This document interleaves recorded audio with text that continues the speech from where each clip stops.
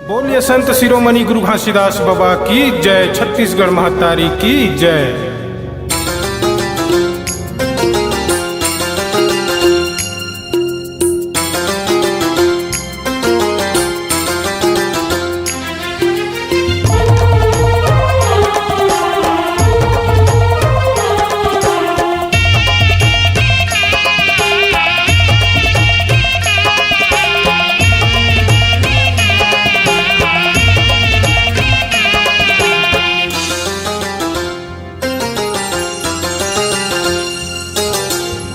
गुरु के बानी अगम दहरा जी,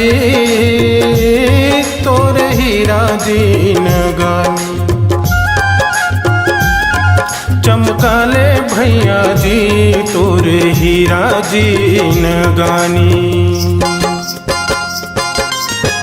गुरु के बानी अगम दहरा जी, तोरे हीरा जी नगानी। चमकाले भैया जी तोरे हीरा जी नगानी। चमकाले भैया जी तोरे हीरा जी नगानी।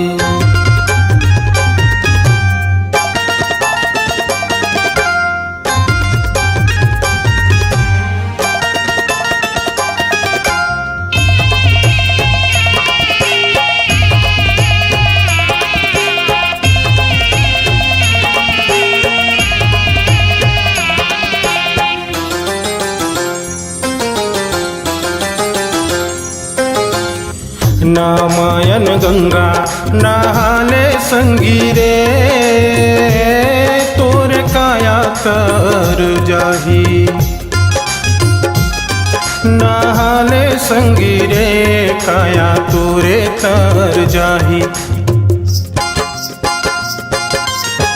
नामायन गंगा नहाले संगीरे,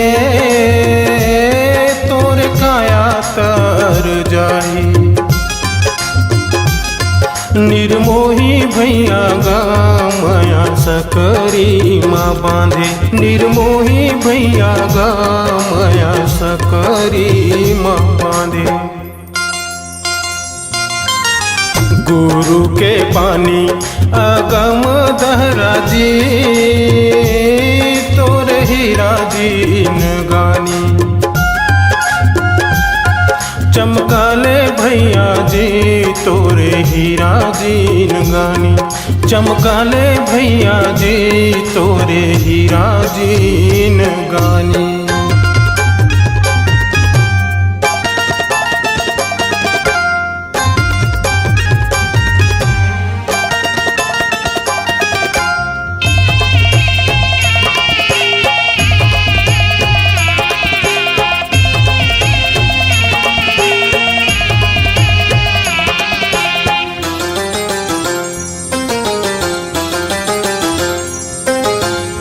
पिंजरा के मैना सतनाम बोलेगा, माया सकरी माँ बांधे।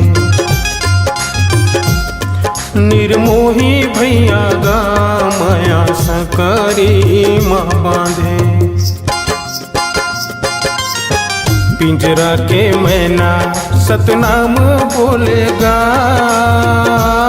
माया सकरी माँ बांधे।